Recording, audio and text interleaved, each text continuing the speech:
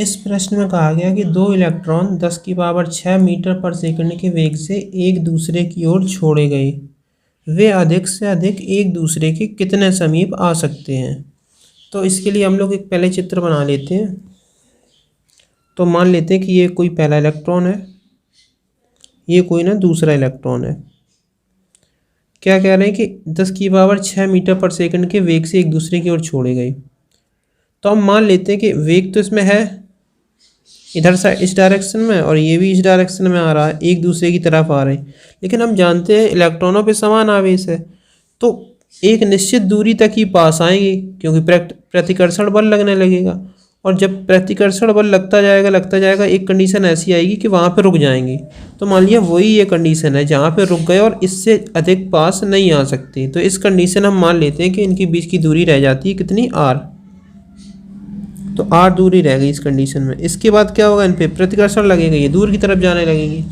तो इस कंडीशन में जो निकाय बना, जब दूरी इन दोनों के बीच की r थी, इस कंडीशन में इस निकाय की जो स्थितिज ऊर्जा है उसी के बराबर होगी क्या, इनकी दोनों की गतिज ऊर्जा। तो बस इसका यही कॉन्सेप्ट है कि इसकी जो गतिज ऊर्जा है ना टोटल, उसे हम इसकी स्थितिज ऊर्जा के बराबर कर दें तो हमें पता चल जाएगा कितने समीप आ सकते हैं।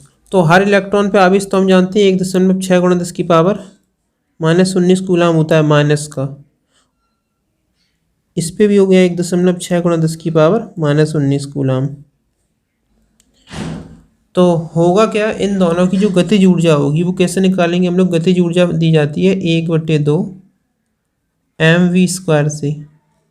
ये तो पहले इलेक्ट्रॉन की हो गई। अब दूसरे इलेक्ट्रॉन की मान लेते हैं, इसकी भी इतनी है क्योंकि दोनों का वेग बराबर है, आवेश सब कुछ बराबर है। तो mv², ये दूसरे की हो गई।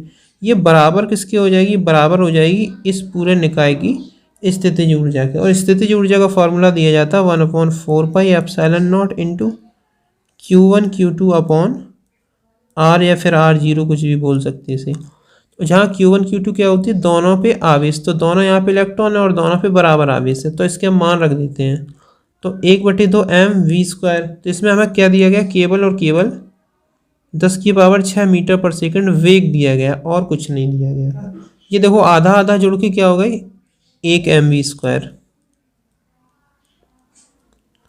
बराबर इधर क्या है 1/4πε0 का मान है 9 × 10 की पावर 9 गुणा Q1 का मान है 1.6 × 10 की पावर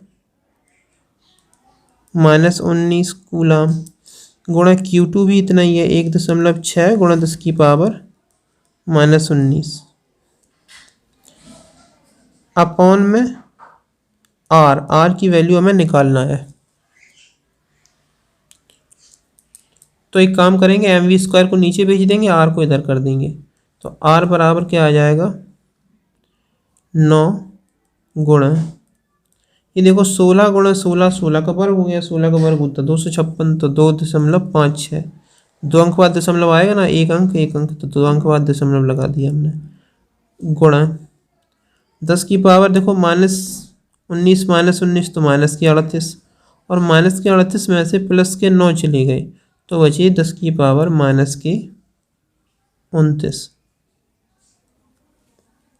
अब नीचे क्या आ जाएगा mv², जहाँ m क्या है, इलेक्ट्रॉन का द्रव्यमान, और इसका मान कितना होता है लगभग 9 × 10 की पावर -31 किलोग्राम। ये हमको सवाल में दिया नहीं जाएगा, ये वैसे कांस्टेंट होता है, हमें याद रखना चाहिए। अब v का मान दिया गया v², तो v² करेंगे तो v² आएगा यहाँ पे कितना, v का मान है 10 की पावर 6 मीटर पर सेकंड, तो 10 की पावर 6 का हम स्क्वायर कर देते 10 की पावर 12। तो अगली लाइन में r बराबर आएगा अपने पास। अभी देखो 9 से तो 9 पूरे कैंसिल हो गए।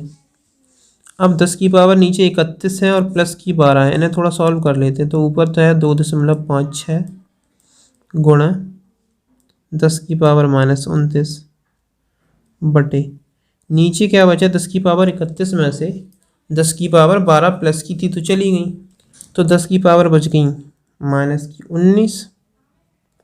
अब ये -19 घातों को हमने भेज दिया ऊपर, तो क्या आया 2.56 गुणा 10 की पावर, अब ये प्लस की हो गई 19, तो 10 की पावर -10 बच गई ऊपर। तो इस हिसाब से हम कह सकते हैं आर बराबर कितना आ गया, 2.56 गुणा 10 की पावर -10 मीटर। यानी कि जो इलेक्ट्रॉन है दोनों छोड़े गए थे ना एक दूसरे की तरफ, वो कितना पास आ सकते हैं, 2.56 गुणा 10 की पावर -10 मीटर तक पास आ सकते हैं। यानी कि जो आर का मान निकला वो कितना निकला, 2.56 गुणा 10 की पावर -10 मीटर।